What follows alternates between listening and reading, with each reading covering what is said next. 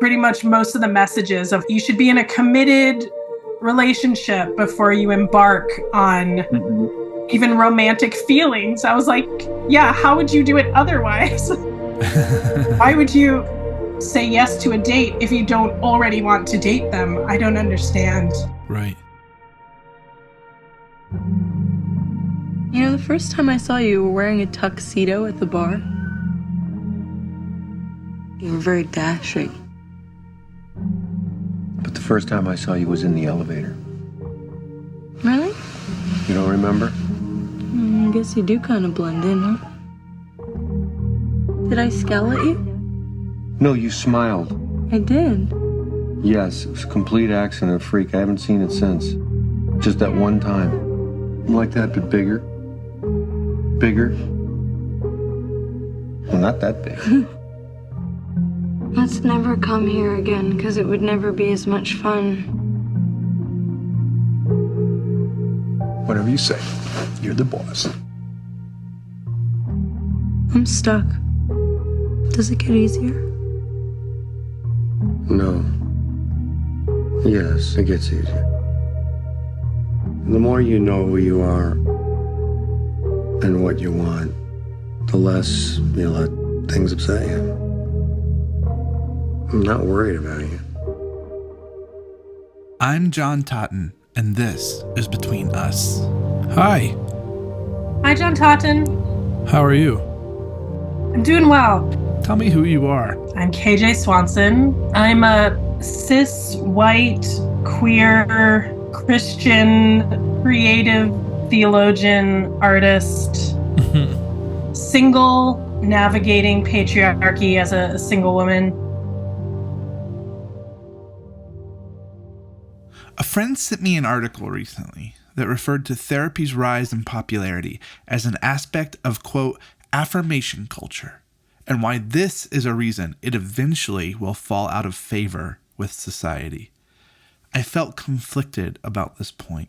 On one hand, sure, I think a lot of therapy and therapists fall under this category, and that they see their job as simply giving their clients a place to come and feel seen and understood and to be told that they are okay. I'm not so sure that it will ever fall out of favor, but the main feeling I feel about this idea that therapy is a part of affirmation culture is that no one really talks about what actually happens in a therapy treatment room. We rarely see it, but it represents a real misunderstanding about what therapy is capable of. That therapy has the ability to challenge us to become better versions of ourselves in a compassionate context. Not simply that the current version of ourselves is awesome. I keep referring to how long I took away from this show when I do these commentaries because it is quite staggering to look back and realize how long it's been since you've heard my voice. But I did listen back to our interview with Dr. Anton Hart several times during the break, and it seemed like such a good place to just pause. In a season that focused on the therapist's job as societal healer, Anton Hart was actually quite apt at deconstructing some of the categories that are inherent in the systemic awareness that has influenced psychotherapeutic theory over the last few decades. He takes a swipe at the phrase cultural competency, asking how do you become competent in relating to a person? I always got the feeling in discussion with Anton that he himself was not keen to be seen as his own facticity, that he preferred to be a conduit for absolute openness, even in the labels and the language we use. It's a trend in an ever-expanding therapeutic landscape to have infinite competencies. We are asked to be culturally competent. We are asked to be trauma-informed. We are asked to be systemically aware. We are encouraged to identify all the groups that are welcome in our office. We receive trainings and consultations in special populations. We are aware of racism, sexism, classism, homophobia, transphobia, xenophobia, ableism, white privilege, male privilege. There is pretty privilege. I've been told that I have relationship privilege because I'm married. We are asked to hold manifold identities and diversities and sexualities and orientations and genders and relational orientations. We need to know about monogamy and its pitfalls, as well as polyamory versus open relationships and how those are different, and what it means to be monogamish, etc., etc., etc. And I forgot to say asexuality, speaking of today. I am talking to someone today who isn't a therapist for the first time in a long time. Honestly, it's been hard to find people that I trust and find interesting who aren't therapists but also are willing to talk vulnerably about their experience. When I saw Kj Swanson at a party last summer, it struck me that she would be a fascinating person to talk to, and she was. And yet, I want this conversation to be an education on her as a person, and not to be seen or heard as some sort of case study. You'll see what I'm talking about when we get there. Her name is Kj Swanson, and I first met her as an assistant instructor at my graduate school. Later on, I got to know her better through her friendship with a past guest on this show, Jonathan Merker, who you'll hear chime in. I always got along with KJ based on her love for pop culture, which I was excited to learn is playing a more central role in her current career. KJ was nice enough to sit down with me last winter and discuss her love for pop culture, her emerging identity, and this new exciting phase of her life as she learns more about how to be her most authentic self.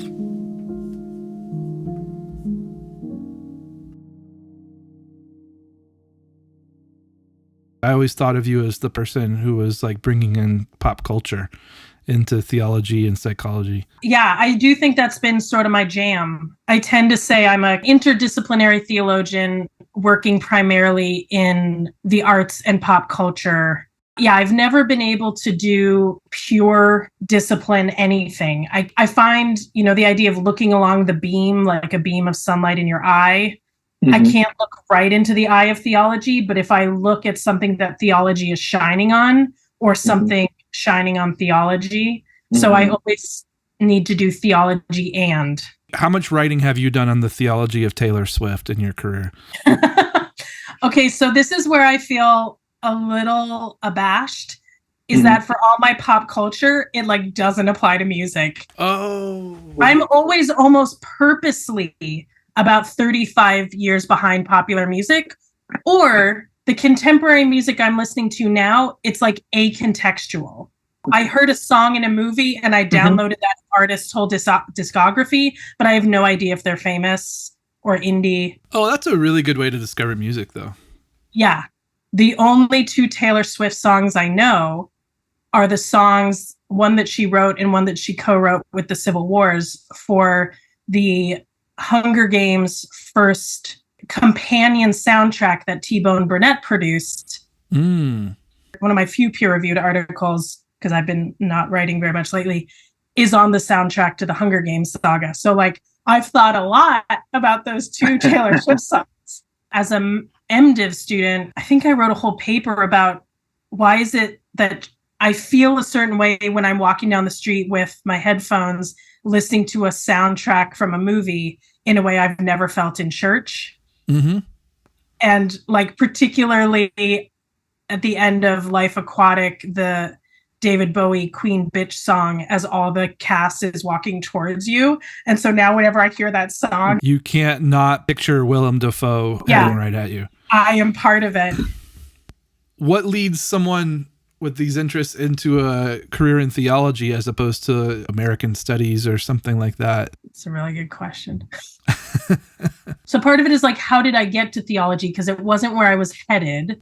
All my training was heading towards theater, directing and dramaturgy, but pretty quickly feeling like I'm more the big picture person. If I'm in a role on stage, I'm not really thinking about what my character's thinking about. I'm thinking about the function of my character in the role of the story, always this sort of broader view, and really leaned into that seriously, but also being raised within American evangelicalism, and particularly an American evangelicalism that was not super traumatic. But the focus on personal interpretation and like being raised to be oriented towards interpreting story directly to yourself. Whether or not those are good hermeneutics or exegesis, the idea of each week, we're going to lean into a text, think about what is the story here and what do we take away from that story, I think absolutely seeped into my pores of like, that's how I move around the world. And I basically had an artistic and theological crisis. I think some of my evangelical programming was still operating of, if you make a piece of art, it better help everyone accept Jesus as Lord. And I kind of knew that wasn't my artistic viewpoint, but I couldn't seem to wrap around it. So I basically realized I had some theological, spiritual work I needed to do for myself. And I wanted to give it the same attention that I'd given art. And so because I'm a nerd, I was like, school! And basically started feeling like academics was where I could be most creative. I plunge back to like an old Sunday school where my high school Sunday school youth leader is wanting to talk about the nihilistic philosophies of the current Radiohead album. Yeah, I really had equal witness of parents who from the age of 1 were taking me to serious dramas on the cinema. Mm-hmm. I went to a performing arts school from 7th through 12th grade. So whatever influence church was going to have, it was going to be counterbalanced by this other realm. And I somehow managed to hold them together long enough for them to actually really be able to integrate during the times where they were somewhat at odds. Mm-hmm. I don't know why, but I was given a lot of free rein. I don't know if it was the force of people just saying, just let KJ do her thing, like she'll be fine. That was not something I had to edit. And that was really fostered and encouraged by my parents. I think if I could be creative, that reflected well on things that they valued. When you talk about it being a non-traumatic kind of upbringing, I have a similar experience. And when you talk to people, you know, especially in 2023, the political allegiances and realities are so much more extreme than they were, you know, in the 80s and 90s. They're so much more extreme. It's not to say that traumatic things weren't happening and abuses in that culture weren't happening. It's just that it's so much more kind of militarized. You know? Yeah, I made it through the like new age fear, satanic panic stuff, but I was young enough that didn't impact anything I was interested in. And, you know, everyone got over it. The purity culture wheel of torment started pretty much a year before I went to college. So I mostly missed it. It was in the air and I understood the language that was starting to emerge. But also, as we can talk about, it didn't screw me up in the way it is sort of designed to screw people up, because it actually pretty much aligned with my sexual orientation of being on the ace spectrum. Pretty much most of the messages of you should be in a committed relationship before you embark on even romantic feelings. I was like, yeah, how would you do it otherwise? Why would you say yes to a date if you don't already want to date them? I don't understand. Right. As someone who knows you personally, this is an emerging identity, a developing reality for you. Take me from point A to point B. Yeah, of coming out at 42. Yeah, this has been recent. I've joked about my summer coming out tour 2022. This might be the most people you've come out to. This might be. I'm calling Jonathan Merker. He's a friend who's been on this show before, and he's also KJ's best friend. Hello. Okay, I'm going to trust that it's working. You know, I've been listening to this interview with KJ, and I thought of you because I think I know who KJ was without you, but I really got to know KJ through her friendship with you. So, first of all, how did you come to know KJ, and how would you describe your relationship to her now? She and I went to the same graduate school same one as you. Before I went there, when I was still applying, they sent out like a list of current students' blogs. Remember blogs? I read KJ's blog, and I was like, who is this woman? She's so creative and smart and like thoughtful in her literary takedown of movies. So I kind of knew who she was, and then went to graduate school and kind of saw her, maybe met her a couple times in the hallways, and was kind of always like a little starstruck. And then she graduated and she became like a teacher's assistant at our school, and also started following me back on Twitter. Remember Twitter? So we were like chatting on Twitter. She's also my teacher's assistant. Middle. Somehow she's in my car. We're driving to the Yankee Candle up at the Alderwood Mall. We come back to her place with all these candles in tow, and we upload a video of ourselves discussing our favorite Yankee Candle scents to YouTube.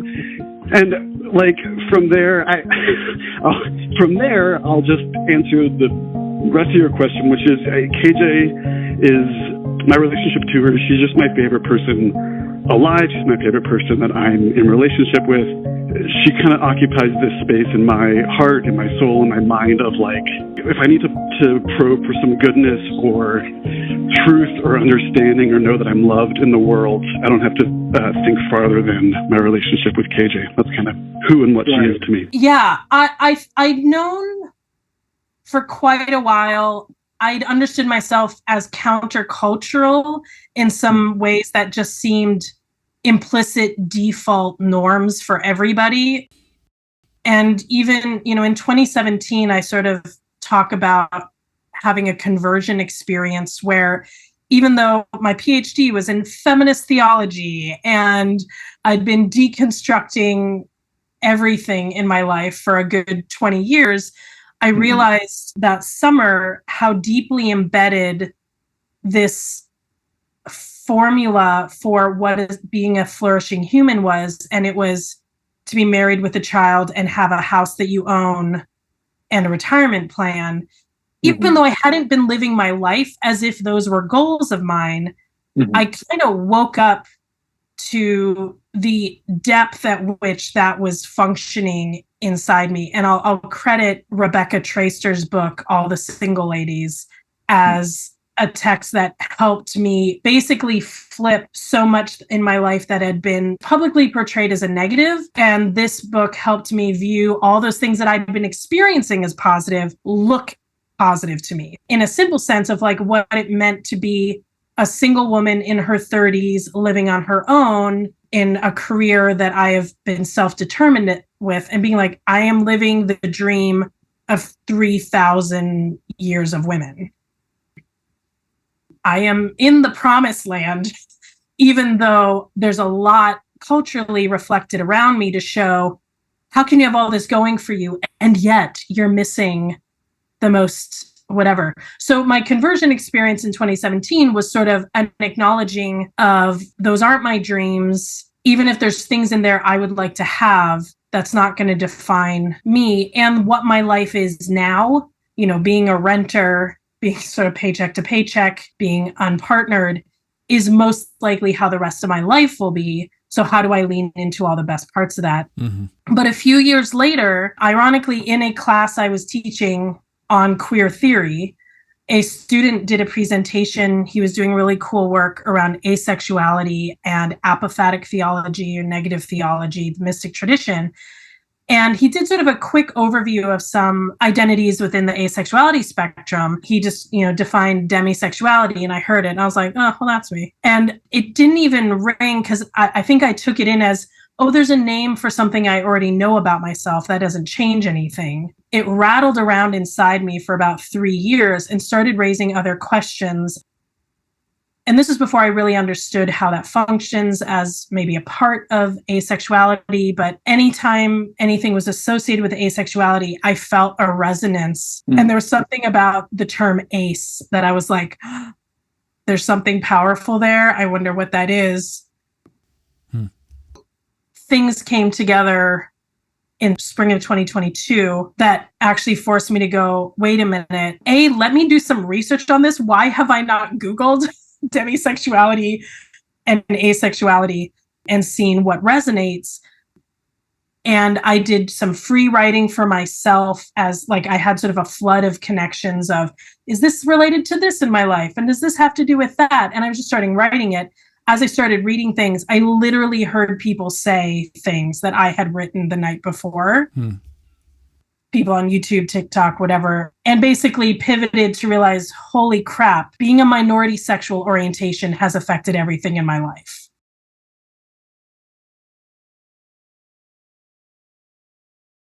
I didn't know that I was living in an alternate planet from most people, and I've been translating everything they've been saying into what I thought meant the same thing. Almost like kind of realizing I was colorblind and everything that people had been describing as green, I was seeing as red. Before this realization, when someone is discussing, in a social setting, these kind of heteronormative narratives, are you feeling tense? Are you just feeling uninterested? Are you feeling neutral? No, so definitely not neutral. But one of the big keys for me was every time people were talking about sexual attraction, I was translating it into romantic attraction, which is not to say that sexual expression, sexual intimacy is not in my wheelhouse, but it's realizing like, oh, people really do walk around looking at people being like, I want to bang that. I want to bang that. And I was like, no, really? But you don't know them. How can you be attracted to someone you've never spoken to? I literally don't understand how that's physically possible.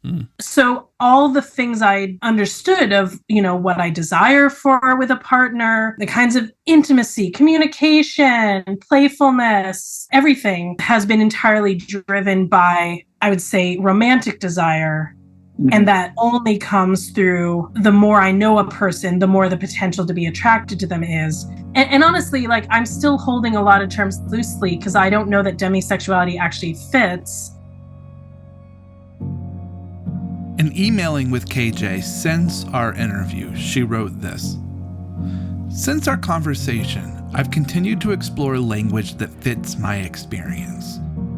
Everything that still resonates for me in the term demisexuality is actually what I identify with in terms of romantic attraction, rather than sexual attraction. Asexual orientation, in the simplest sense, refers to someone who rarely or never experiences sexual attraction to others. And attraction is different than sexual behavior or sexual drive. So at present, I'm identifying firmly as ace, and with that, demi-romantic. And like everything with identity, it's all still in process. Yeah. I think that people probably walk around thinking that this is some kind of, and it's important to talk to you, but I think that probably people think that this is some kind of trauma response. And you sound like someone who is very non-traumatized. Yeah. If I'm wrong, you don't need to reveal it to a podcast. Even you talking about your upbringing in the evangelical culture, which is a thing that we associate with all this toxicity, it really doesn't sound like it was that way for you. I can't speak, obviously, for every person on the asexuality spectrum and their experience. Right. But if you're really talking about asexuality as an orientation, it has to do with what is happening between you and other people. It's really about, do you experience sexual attraction to other people? It's not the lack of sexual feelings per se. It may be for some people. And it's not also the lack of sexual activity.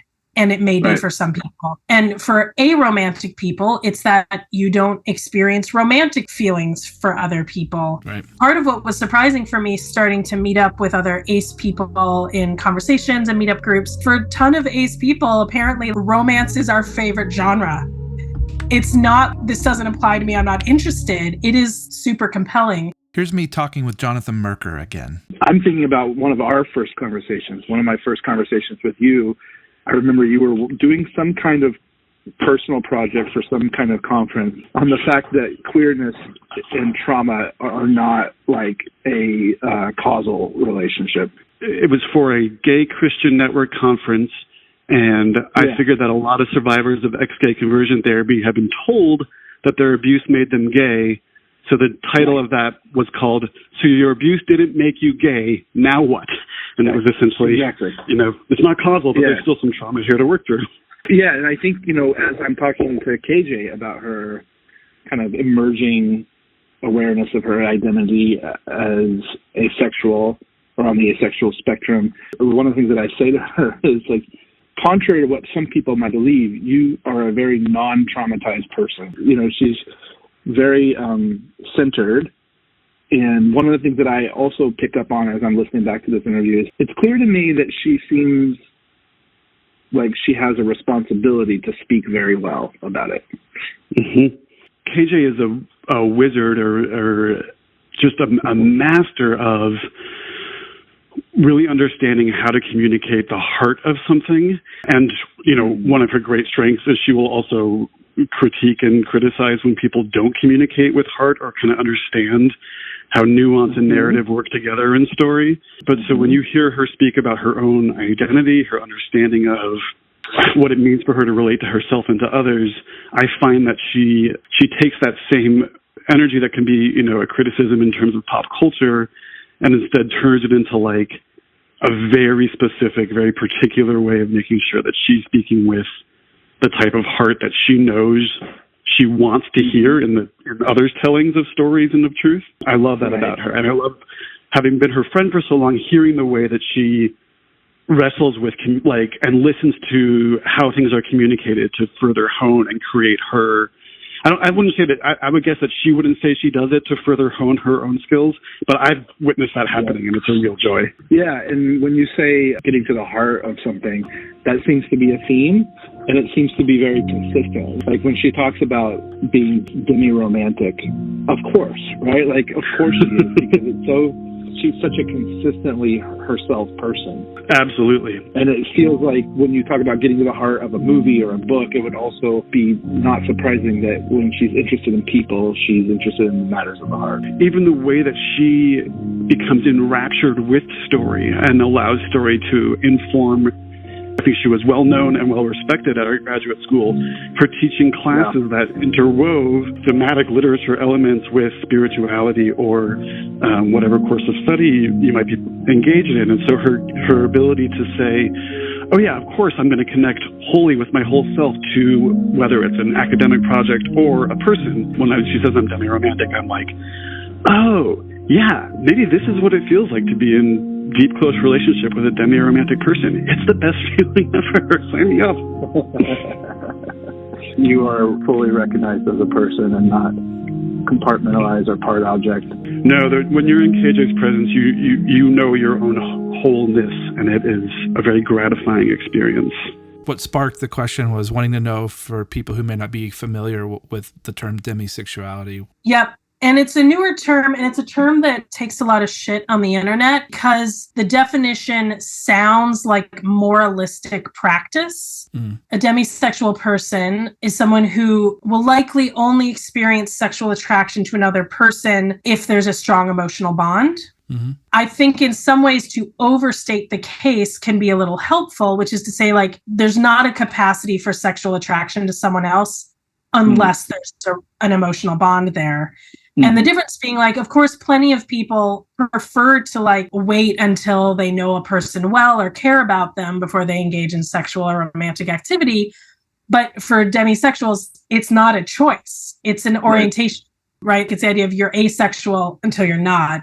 And then as one person put it, and when you're not, it's apocalyptic because everything is focused on that one person. What your original question was leading towards is, I think a lot more folks are familiar now with the concept of compulsory heterosexuality, the idea that culturally we're taught to think of heterosexuality as the default and anything else is some weird extra side flavor. But what we haven't looked at a lot is compulsory sexuality, the idea that everyone experiences sexual attraction, everyone's motivated by sexual attraction without realizing, like, nope, that's not the case. And, you know, the question of trauma absolutely comes up, as it does with pretty much any culturally alternative identity. Of course. What harmed you to make you different than conformity? What Angela Chen, who's a writer on ace identities, talks about, basically, it doesn't matter if potentially your asexual expression is rooted in some experiences that made it not okay. because that is how you are okay now, is to have the freedom to not engage and not want. Of course, yeah. How do we parse out our orientations ever? The premise is so messed up because the premise is based on trying to prove one way or the other whether it's a choice or not. And it's a bad premise. And of course, trauma is almost as ubiquitous as varying sexualities, but I don't think that there's any correlation. I mean, I think that sexuality is so three-dimensional that it's really hard to determine what's normal because there is none. You know, another good conversation partner here is Sharonda Brown, who has a book called Refusing Compulsory Sexuality and offers a Black asexual lens. But it really is interrogating, when you really look at how much culture is designed around the presumption that sex is a need for everyone, and whether that's culture shaping around like how terrible it is that everyone needs sex, right? And that we need to protect people from their base desires, or how wonderful it is that everyone wants sex and we need to make sure everyone is maximizing their sexual input at all times, as opposed to letting everyone sort of discover the amount and ways and capacity that intimacy functions in their life, whether that's emotional intimacy, physical intimacy. And I love how many writers and conversation partners are really leaning into our idolatry of the partnered couple has put so much pressure on that relationship that no one person can be all things, and really devalued friendship as being as vital as it is. So I think a lot of ACE perspectives give us a mirror on all of our individual desires wherever they fit. I'm very conscious of the interview and her sense of responsibility about the language, in my own feelings of pushback against the idea that it would be a therapist's job to know everything about particular these languages or categories. That, like, I'm interested in getting to know KJ more than I am seeing her as a case study for these categories, right? That brings to mind a couple of thoughts. And I do feel like a little interesting intersection in that I'm, you know, a therapist, a queer person, a person who holds KJ as his favorite person alive. Right. The permanence of I'm releasing an interview. That's one moment in time. And yeah, language shifts, culture shifts, and cancel culture is kind of looming and scary. And I also agree with you. Like, if a client sits down and says to me, I'm this, no matter what the word this is it something I've heard a million times or never heard before in my life, my immediate question is, what does this mean to you? And if KJ is talking about the spectrum of sexuality and representing something that's not often discussed, then I imagine there's people from, you know, where KJ are to any other side of the spectrum, and everyone has their own particularity and unique. So I'm, you know, of course on your side, and they're like, hey, KJ, that was your truth when you spoke to John in that moment. Sometimes the things we say are hard to hear, difficult. Sometimes they hurt others. I'm interested in learning how we bear that together as a society, and wrestle with the complexity of, wow, your sexuality does feel different to me, and that difference creates fear in me. But let's keep talking through the reaction and fear I have, and figure out how to soothe together, to connect. You know, it's just, I see it as a moment in time and a very exciting moment in her life that would be very different a year from now and 2 years from now. And I am very grateful for her vulnerability in talking with me during that moment. For me, coming to grips with this in my 40s was in a lot of ways really wonderful, because it showed me like, oh, I've actually been living pretty authentically into who I am, but I didn't have all the cards on the table to know why that's what I wanted. And it made it harder in a lot of seasons to feel like, am I a failure in this really important category, or am I thriving? Because I feel like I'm thriving, but there's enough reflecting back to me that maybe there's something fundamentally wrong with me.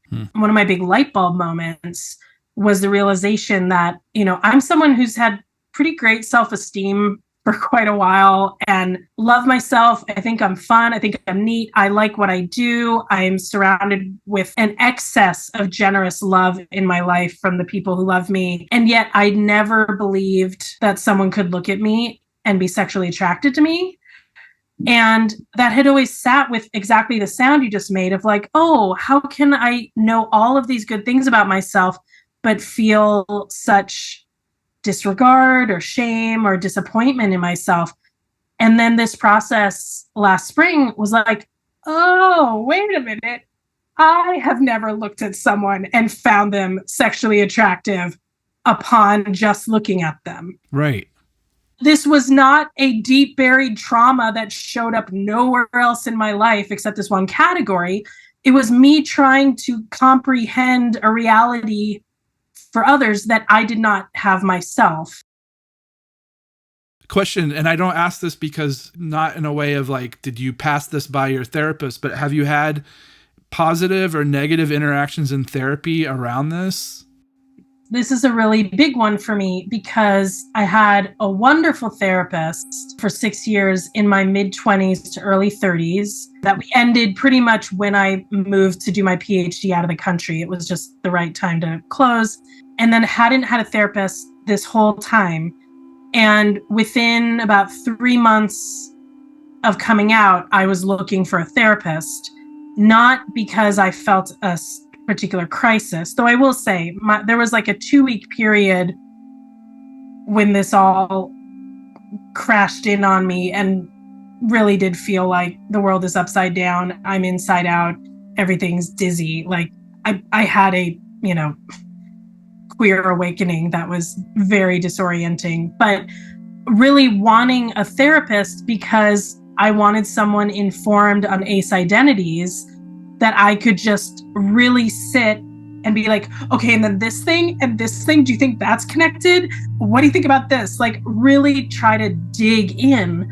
Before finding that person, part of my queer awakening was realizing that's where the word closet first actually really resonated for me, which was realizing that even though my therapist was an amazing advocate for my heart, I am so grateful for the work I did with him. I realized there were whole categories of things I never brought up. And I think it's because I didn't have the language yet, but there was this sense of there's stuff that I can't find words for, or I can't translate in a way that someone else will understand, or it's too vulnerable. It's vulnerable in a weird way from everything else, but I didn't know why.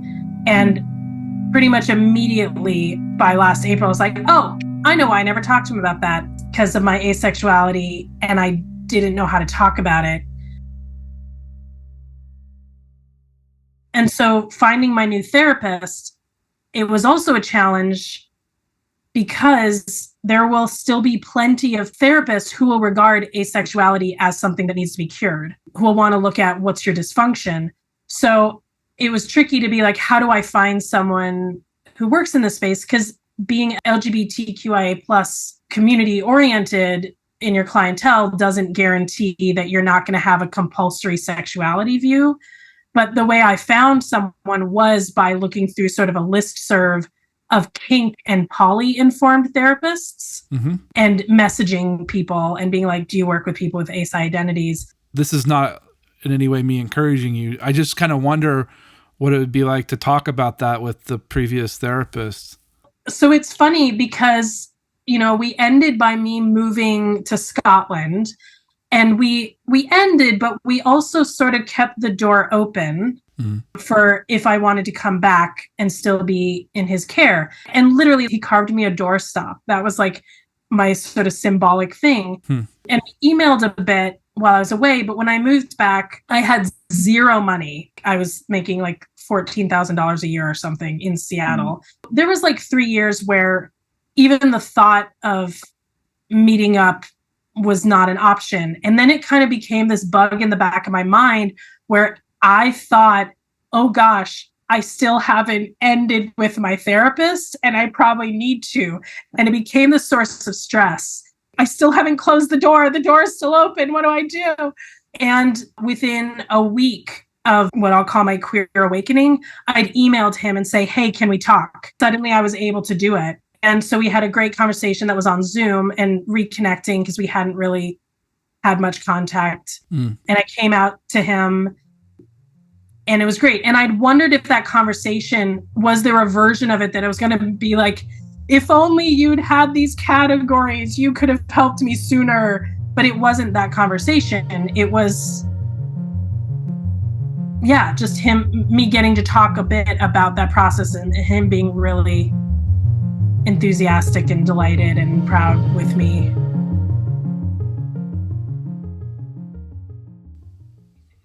And that was helpful for you? It was really helpful for me. Yeah, it was almost like I think emotionally I couldn't move on to a new therapist before I had that conversation and let that door officially be closed in that way. Asexuality wasn't removed as a pathology from the DSM until 2013. That's 40 years after homosexuality was removed. Now, part of that is probably due to a lack of awareness, but it is indicative of a psychoanalytic concept that persists in many therapists, that asexuality would be evidence of some kind of trauma in the sexual development that arrests the subject.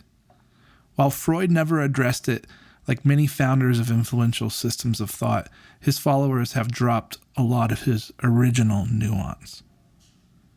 Anytime we start to discuss a kind of psychology or psychological phenomenon that at one point was considered pathological and now is known to be quite normal, we are exposing the subjectivity of psychopathology.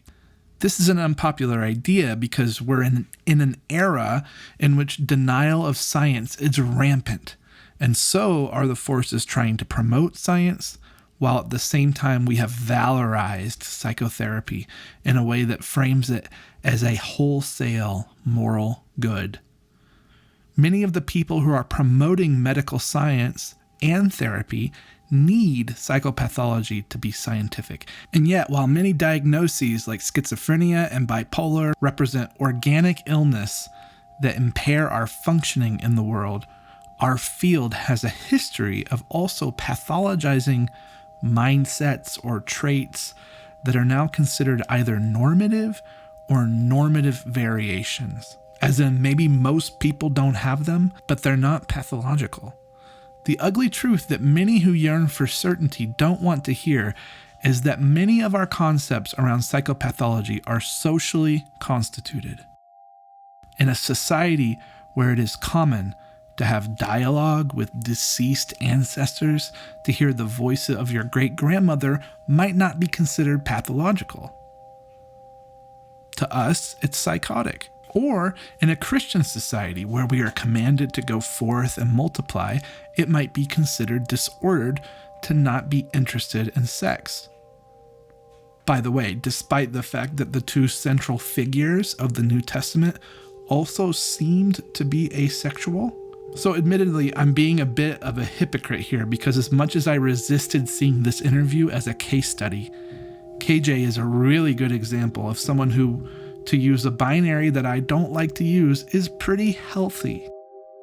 To me, the use of exploring asexuality in a treatment context is just how Jonathan Merker spoke of it. Our sexuality can be a bit of a Rorschach test to tell us what is meaningful to us. It's clear that what is meaningful to KJ is what is at the heart of people, or movies, or TV, or books, or life. And truly what a lesson for us as therapists to consider an encounter with others not based on what they are attached to, their body parts or their identities or their categories or their labels, but to be interested in what is the content of their hearts and minds, to think about what it means to penetrate and to be penetrated in a much more abstract sense. This seems like a far greater offering to all relationships, no matter how intimate or professional they might be.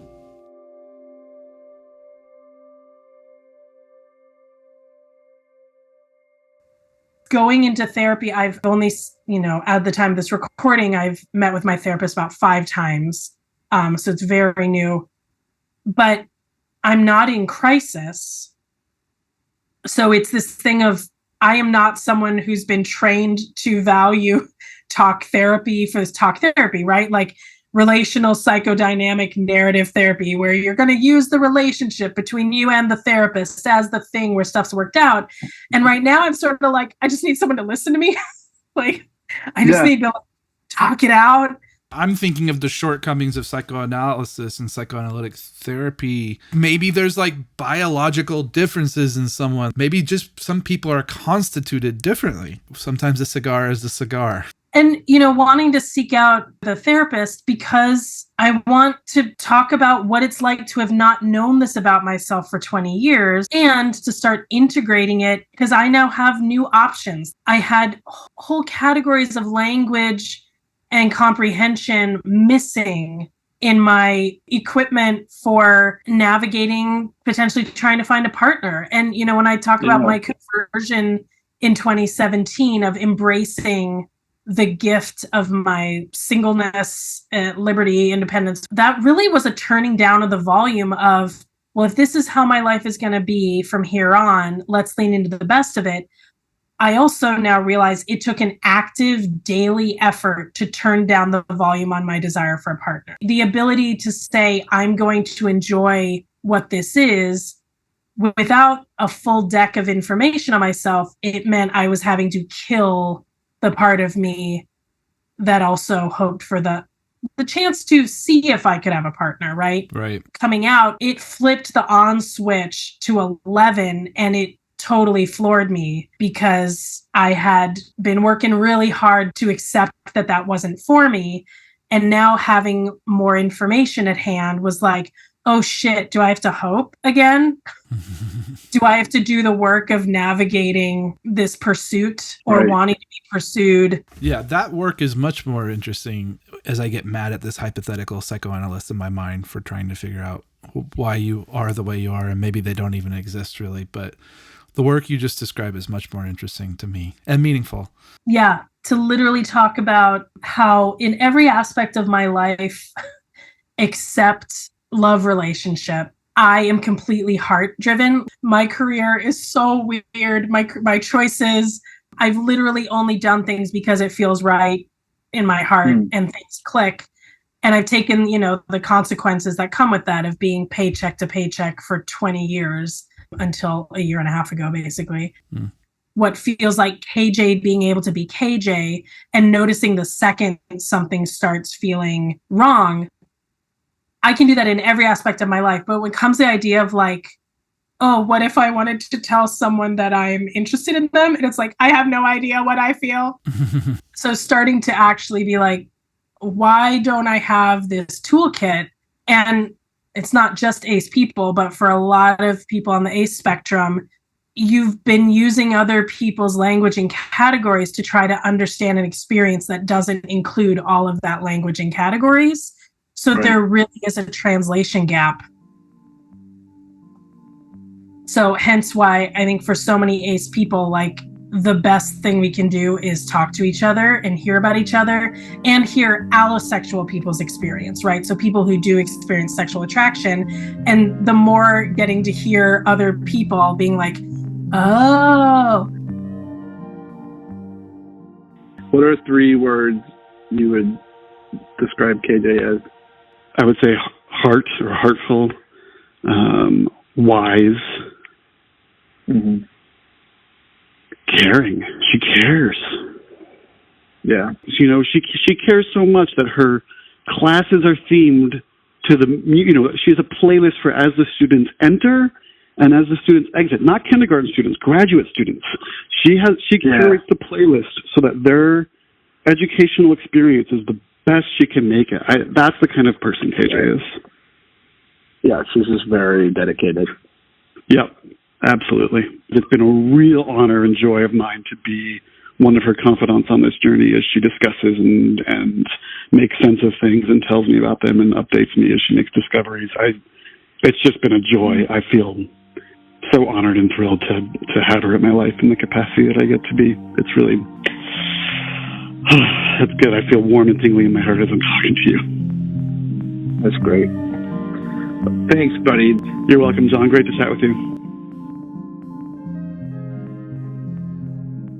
I do want to ask you about your career, and this is like this huge personal development in the midst of a busy time. And yes, 100%, because I'm talking to you in the midst of a significant chapter change. And I don't think it's not unrelated to the big page turn that started. I've been a full-time faculty member for a number of years, on top of many years of being affiliated as a part-time faculty member.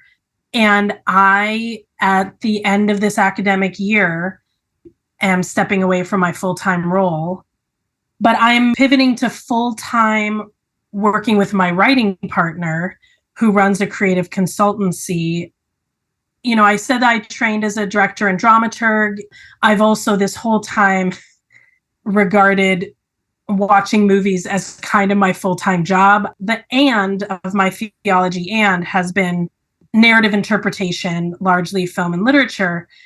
And my writing partner, he started his own company where he does work for all kinds of clients. But one of the main things he's become known to is getting hired by film studios to write for the internal use franchise Bibles. So if you've got a big franchise like Star Wars, we have not worked on Star Wars, but needing the thing internally for the creators within that world to both know encyclopedic information, every character, every location, timeline of every story, but also for the point when you're going to have people other than the original creators making work. You're going to have different people making a limited series for a streamer and making a video game and making a theme park ride. How do you identify the narrative elements that make this world, this story world, and not something else? This is how a franchise will put out a movie in 2023, and there's some character that comes in that all the super fans freak out at because it's a reference to this video game they made in like 1998 or something like that. Yeah, right? Like, what is the full canon that's been established in its transmedia life of everything that's ever been made? But also, how do you know that something feels like Star Wars? How do you know it doesn't feel like Star Wars if it's missing one of these elements? I was film literate long before I was reading literate. So I've been shaped by the meaning making of stories. So as much as there's some complexity of like, man, a lot of the money I'm making is coming from global entertainment conglomerates who want to market products to people in late capitalism. That is true. But then there's also the sense of our role is to put ourselves in the footprints of the creators, and how do we try to safeguard the artistic integrity of these narrative worlds? Is the capitalistic part something do you actually feel guilt about it?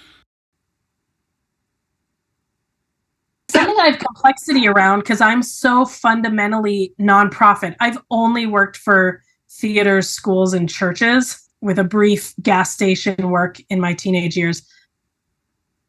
Yeah, there's complexity around, of course, I want filmmakers and the people who make the work, I want them to be well compensated. That's not who's getting all the money. Yeah. I don't love that. I think the theme is that you're a person of substance. It's not about simply sex or simply money. It's about what the person brings to the table and what the job brings to the table and what the personal connection to its meaning is for you. I mean, I feel a lot of it comes down to like Napoleon Dynamite. Like, I just follow my heart. I immediately notice, the second those things aren't aligned, if like my values and my self-value aren't what I'm spending 50 hours a week doing, that's like the immediate ticket to depression. I don't really have a choice. It's like be well or be not well. Well, I'm happy for you to have, made these discoveries. I really appreciate the invitation. Thanks for coming on the show. Thanks, dude. Thanks for reaching out. This has been Between Us. Our thanks to Kj Swanson for being on the show. Between Us is produced by myself and Mason Neely, who also composes our music. Our research assistant is Rose Bergdoll. Be sure to check us out wherever you find podcasts and subscribe. If you like the show, consider leaving a review. You can find us on social media. And until next time, take care.